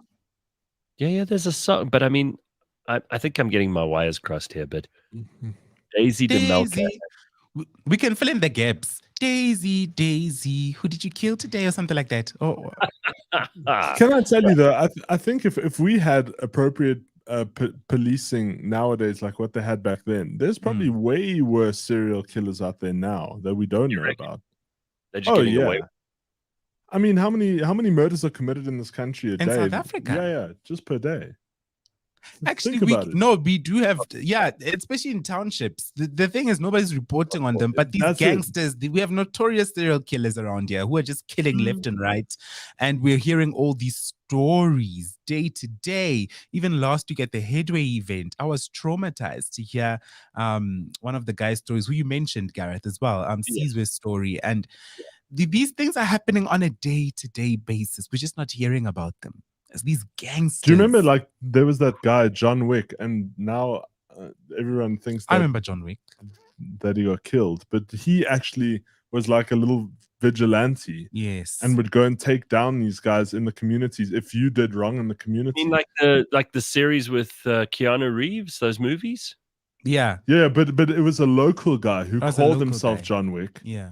But he would go, and so if you did like some terrible things, if you were part of crimes in the community, he didn't rely on cops to take anyone out. He would take the law into his own hands, basically. Sort of like what was that TV show with the Dexter? Isn't that also the same thing? Like this guy who, what's wrong, Mash? What's so funny? No, I'm also... Jared C says public hangings were the Coachella of the 1800s. That's so right. Yeah. And you know, obviously during the Middle Ages, they had even more barbaric and horrible ways to kill people. So if you were caught, we don't even have to go back that far. In fact, in Afghanistan, if they caught a woman committing adultery, like they caught someone sleeping with a guy and she was a single woman, you know what they would do with her? Chop her head off. Sometimes they chop their head off, but the normal procedure is they would bury you up to your neck in the ground in the soccer field in the middle of Kabul. They would bury you, so just your neck and your head stick out, and then like 20 men from the village would come and throw rocks at you until you were dead. What? Jeez, like, quite there's brutal, so many. Huh? There's many horror stories I've heard from that back in that time period. So the Scarlet Letter actually doesn't sound so bad. Yeah, there's also this other contraption that I've heard of that they put you in. It's some bull, and then they actually it's a metal bull. They put you in it, and then they put it on a fire, and you basically just burn to death inside there. From the heat and the sound, and they only have holes in the nostrils so that the steam comes out. But they basically hear you screaming while you get cooked and roasted. I think it was called a screaming bull or something. I forgot what it's called, but the name did correspond with that sound that it made as you were being cooked. Yeah, like you know, like a kettle that goes wee when it starts to boil. Yes. Like that, except it would be your body losing water and then that water turning into steam. But you'd still be alive for a long time. Horrible, long time. Absolutely ghastly. That time period, people are disciplined. We need to reintroduce some of those back now. Hey, even the one with the rats that they put in like a bucket and then burn the other side of the bucket on your stomach. Yeah, we need to reintroduce these things. Actually, I'll start a center. Let's start a center. Let's call Becky Cele. Give him some actual work. Fatima says, "Why am I picking on the Middle Eastern countries?" Well, this was happening in Afghanistan. If you can give me a better example of when this happened in France, that wasn't 800 years ago, I'd be happy to hear it, Fatima. I mean, don't get so touchy about Afghanistan. They have been one of the most backward and brutal places on planet Earth during my lifetime. What would you like me to do? Pretend it isn't happening? Must we also just ignore what's going on there? You know, it's weird. Like I obviously study history, so in Viking times, the Vikings had some pretty awful things. They used to do this thing called the Blood Eagle, which you must go and look it up. Oh my God, the Blood Eagle. I'm searching it right now. What did it do? So what they'd do is they'd force you onto your knees, then they would take an axe and crack your ribs at the back. Pull your lungs out, put them over your shoulders while you're alive. All of this while you're alive. Yeah. And then the lungs, as they come out through the back and over the front, would look like wings, and it would be bloody. You wouldn't last very long, but it would be. I've seen this. Incredibly painful. I've seen this on.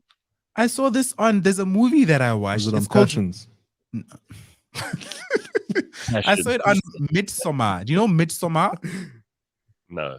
Midsommar. It's a horror movie. It's by what's it? I forgot the director, but he's quite good. He also directed Hereditary.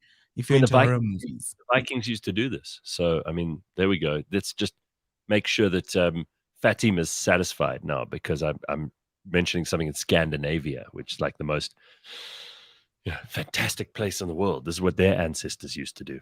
Anyway, enough of this grizzle and gore and revolting stuff. Let's turn our attention to Congo Chris, who is a regular on the show.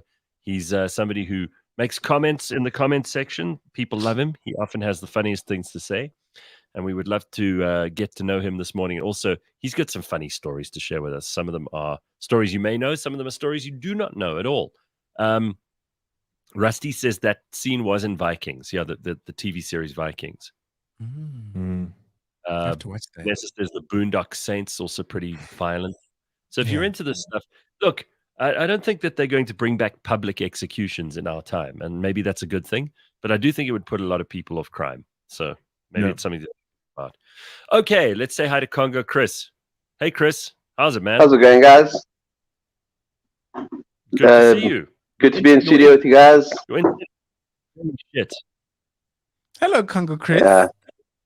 So we got load shedding at the moment. I've actually got a bit of a multi-torch rig going on around my house here. So don't be fooled by the lighting that I have. I am in load shedding. All right. Well, you see, this is, again, people are being resourceful. They're making a plan, right? You have to. Got to do it, but man. Yeah, the initial shock of seeing him is over now. I'm not the avatar in the comment section anymore. Well, wow. Darcy Knows says, can we swap out MASH for Congo Chris, please? It took all of 2 seconds for him to prefer Congo Chris to MASH. Wow, look at that. No way, man. MASH is the Free State representative there. He needs to stay. Yeah, exactly. Free State representative. All right, so, there are a couple of things that have come up on the show that I wanted you to comment on, because when Ben was on and he talked about Andre the Giant, you've gone and done some research. Yes. You've actually found out how big Andre the Giant was, because apparently, according to Ben, that story was that Andre the Giant took a shit on a plane once, and everyone on the plane was throwing up.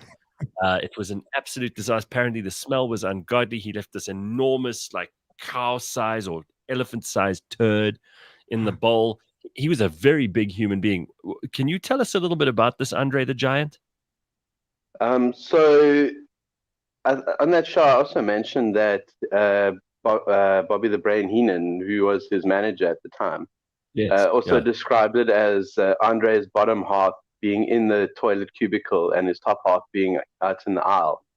And if you look at the size of the guy on the average plane seat, it's very easy to believe.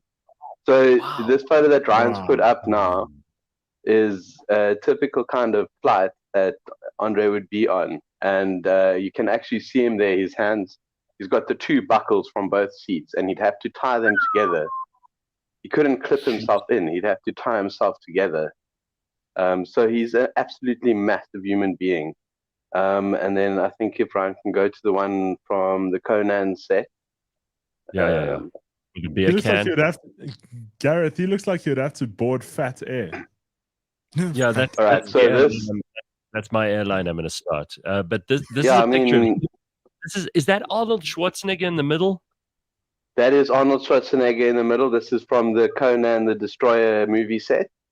The guy to our left and Andre's right is a basketball player called Wilt Chamberlain. He was 7'2". And then obviously there's Andre next to him. So just to think, Arnold isn't exactly a pickaninny. And then you've got these 2 massive guys next to him. Just for a little bit of other context as well, maybe some of the wrestling fans in your audience would know this. Andre's head the Big Show is as big as like Arnold's torso. Yeah, it's absolute.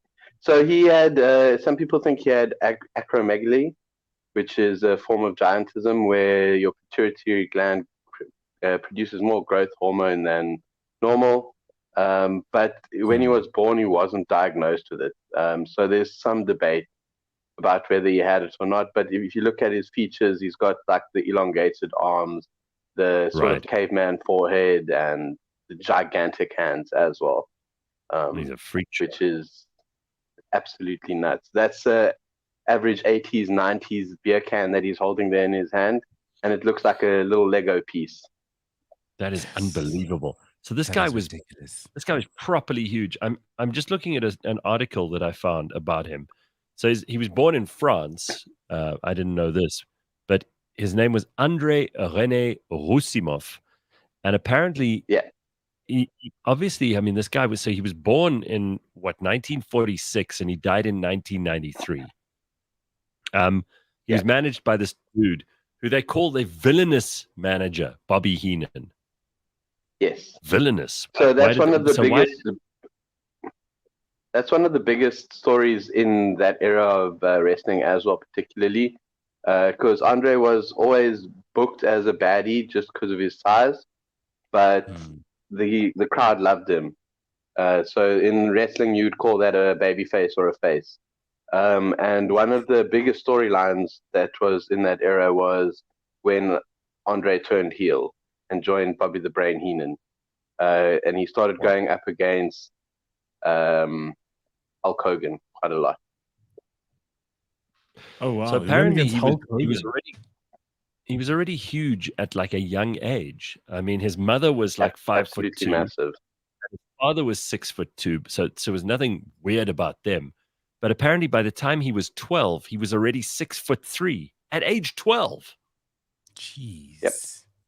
Did he ever marry? Just by the way, when he was a kid, he was quite good at mathematics. I'll get to the marriage thing now, but he didn't think higher education was necessary, so he joined a farm and started there as a laborer. We were just talking about how we need more laborers, right, Mash? So this is the guy that you're talking about. He obviously got into professional wrestling, but amazing. I mean, this guy's got a hell of a life story here. I really didn't know any of this stuff. As Ryan was so on the average night. Go ahead, Congan. Oh, Ryan was asking, did he have kids? Not that I know of. I mean, according to this, I'm looking at a biography here, and he did have a kid. He had a kid? Wow. Yeah. Damn. That's what it says. Someone in the comments is like, he must have had a huge slong as well. Elon Chief Twat said that. That's like a big, like a horse schlong. Hey. Just the thing is, because of his size, his body was also in quite a lot of pain all the time. So on an average night, he'd start on a case of beer. That's the bare minimum. He'd always have at least a case of beer. And that flight that is referred to as the flight from hell, quite infamous amongst wrestling fans. He set a quote unquote new best record, drinking 116 beers on the flight. Yes, Jesus, wow, imagine how bad the smell was. I mean, also how much the body that size, and he could drink a case of beers. Imagine how like much piss he produced. It must have been like a couple of 100 liters. Also, the we hazard shouldn't of judge having Gareth. We've all had nights like that. Yeah. All right. Well, Slippery Pickle points out, I feel sorry for the poor woman who bore his child. That was section for sure. I was thinking. Yeah, that's hectic. All right. And then Congo Chris has got a really interesting story for us about a World War II cat. Now, I've heard about this cat before, but I'm going to let you tell the story because you know more about it than me. So tell us about this. This is a true story. It's absolutely 100% true story. And I thought maybe you would know about it, but I think maybe just to go through it a little bit. So this cat's name was Unsinkable Sam. He was on the infamous Bismarck, which is the ill-fated German boat to have sailed through. There's the Bismarck there. Sailed past the English Isles and down towards Gibraltar, where it was eventually sunk. So Unsinkable Sam was at the time not named, and he was brought on board the Bismarck to catch rats, essentially. Sorry, I'm just getting an SMS. Yeah.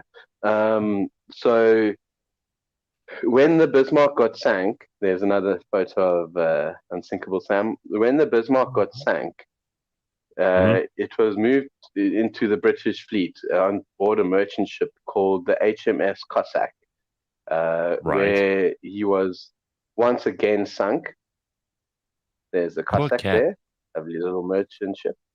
And when he was rescued, cats don't like water. This poor animal was on these ships that kept on being bombed and torpedoed, and I mean, this poor fucking thing probably was swimming in the Atlantic for most of its. Can you imagine how miserable this poor animal was? Yeah, well, that was one of the reports when he was rescued from the Cossack, was that he was rather pissed off, but otherwise in good health. Exactly. I mean, just even being sunk twice, I think that's quite a lot for anyone. I can kind of sympathize with him being a little bit pissed off about it. But after the Cossack, he was then taken to the HMS Ark Royal, which was a boat that was instrumental in sinking the Bismarck.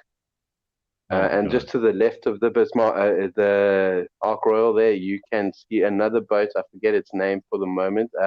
Legion, HMS Legion, which was also instrumental in sinking of the Bismarck.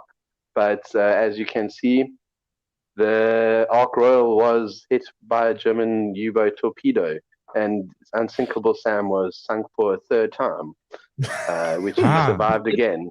And then he moved across to the Legion. But come on, I mean, didn't they give this cat a break at this point? That you've been on 3 ships, like, surely this poor cat deserved to be on land after that. They kept it on the ships. Yeah, it went across to the HMS Legion, which was also part of the sinking of the Bismarck. So at least three shipwrecks that Unsinkable Sam was involved in. So he's either the luckiest or the most unlucky cat that has ever been part of the British military. And then did he end up surviving? Like, did he end up actually getting back to land after all of this? Yeah. Oh, wow. God, he probably just wanted to quit the shipping business. I was like, hey, I'm done with the rats on the ships. Yeah, from what I can read, he survived until about the late 1950s, somewhere around there. So he made it all the way back to land after, yeah. Jesus. What a story. You know, we often think about like humans who've been through a whole lot of nonsense, but this poor cat had so much shit in its life, and all because it didn't really have an option. It was put on the ships. Just okay, cat. Yeah, just go eat some rats. Yeah. Imagine owning a cat with so much PTSD. Well, at least he's got 9 lives, so I think he'll be okay. Jeez, 3 different ships were sunk, and this poor cat was on all 3 of them. It's unbelievable. Unsinkable Sam. I mean, humans were on the Titanic, and they made a movie about that, and that was just one ship that sank. Now imagine 3. Oh, yeah. Traumatic. Tracy says, I would be shitting myself if I were a soldier and Sam was on my boat. Doom. Yeah, it's a bit of a bad omen, I think. Yep, definitely. Wait, but were there no dogs on these ships? Like, why bring a cat? Is it because it's more independent, I suppose? Yeah, essentially, you just want something to eat rats that's not going to be too much of a hassle, especially on something like the Bismarck, which is notoriously quite tight to move around in. Dog might just take up a bit too much space, and also then you've got to look after it more than a cat, I guess. Right. You know, cats are just individuals. They just live their lives. So you don't own a cat owns you. Yeah. What we've learned, so Congo Chris, for your premiere on the show, we've learned that you're really interested in cats on ships and Andre the Giant. I can imagine nothing worse than being in the world of Congo Chris, where you live on a ship that could sink at any time, and your pet is a cat, and you have to smell Andre the Giant's farts the whole time. Oh my gosh! Hey, Congo Chris, what is behind you? Which side? What is that? This one. Both sides. What is that? So these are different Bruce Lee movie posters over here. And then this is a Kill Bill movie poster. Oh, and then over here is a Darth Vader poster as well. Saying the Empire wants you. I'll move out the way a little bit. Go the other way. That's it's confusing when you got these cameras. Yeah. That is very, so cool. Very cool. So are you also a gamer? I do game occasionally. I used to be a bit more into it back in my youth, but now a bit more professional kind of guy. So I don't really have all the time that I used to have. That's the problem. But that sucks. Yeah. And then what is it that you do things, day to day? Yeah. What do you do adulting? So I'm not. It's not possible for me to talk about it too much because I am under contract about it. But essentially, I'm in sales and events. If you've been to a bar in and around Cape Town, you would have seen some of my handiwork. Very good. Well, you don't have to give us detail. That sounds really mysterious and cool. Yeah, I have to keep some mystique. Yeah, I mean, coming out in front of the cameras instead of hiding behind my avatar. I've got to have some mystique left over. Damn right. Yeah. Don't tell everyone. They don't deserve to know everything, Chris. Well, I mean, I do have one question because I saw it come up in the comments earlier when the show started. But why Congo, Chris? Or is that just another mystery that we're in? So alliteration is a very good, useful tool if you're building a brand. So you got the C from Congo and the C from Chris. But back when lockdown started, I did a little mini web series and got a little bit of like micro niche fame through that. It went semi-viral. Cool. And essentially what I was doing was digging a path and a fire pit in my backyard. And that just became popular, I guess. People were bored. Cool. No, I mean, like, listen, I know lots of people who became famous during lockdown, and some of them still are. So that's pretty wild. I think it's quite cool that you did that. Yeah. Oh. All right. So I've actually got a recording here of Andre the Giant taking a shit. Do you want to hear it? Yeah. Somebody recorded this? Okay. So yeah, this. Oh, intriguing. That poor sound engineer. Oh my God. Let's click that play button. Let's listen. All right. Here, everybody. This is what it sounds like when Congo Chris's hero, Andre the Giant, takes a big shit. All right. Are you ready? Yeah, let's go. And go. Yeah, you can hear him moving into the stall. Can you hear this?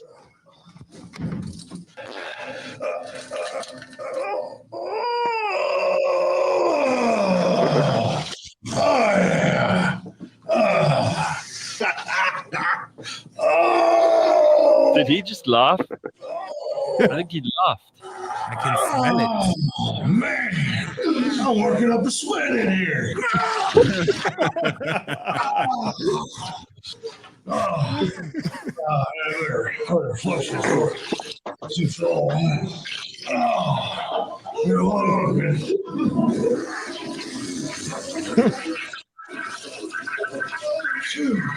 Wow.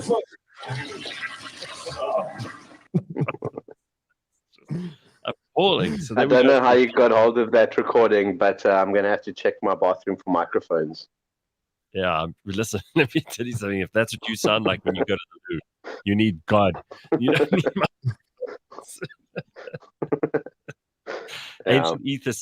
Ancient Ether says we're very lame. All right, Ancient Ether, you're next. We're going to get you in on the show next. We'll see how lame Get you him are. up on the show, 100%. Ricky says, wasn't this the kind of thing that got me into trouble at the SABC during news bulletins? No, that was all news. I never played any sound effects during the news, of course. I was You wouldn't dare do that. Never. What has this Gareth Cliff show come to? Listening to giants take a shit. Yes, you're not going to get this anywhere else. Aren't you lucky this Wednesday morning? All right, well, exclusive listen, there's one to other the GC. thing. There's one other thing. I love the way that Chris has actually prepared things to talk to us about this morning. I love this because it's not just him coming on and sitting there and going, yo, and talking shit about the weather or traffic or whatever. Yeah. So let's look at this last story that you've got is about Mad Jack Churchill. Who is this guy? Is he related to Winston Churchill? We'll get to that a little bit later on. But essentially, he was born in 1906 and went to military academy and then joined the army in 1926, where he did 10 years of service in and around Africa and I think Burma as well. And then he retired from his first term of service and became an editor and a male model in Nairobi, Kenya, up until the start of the Second World War. Okay. This is kind of where the Mad Jack part of his name comes in. He is the only known soldier to have gone into battle carrying a broadsword, a longbow, and a bagpipe with him everywhere he went. I love this. So I love him. Obviously, he's a bit of a madman running in, but he's famous for having said that any officer not wearing a sword is improperly dressed. So he was a bit of a nutcase. Some of the reports is that when he stormed the beaches in France, he used his longbow to kill a German officer. But that's also not confirmed or denied throughout his story. He's been part of several campaigns, so like France, as I just mentioned. In Norway, he was involved, and during these times, he got the Military Cross, which was his first military distinction.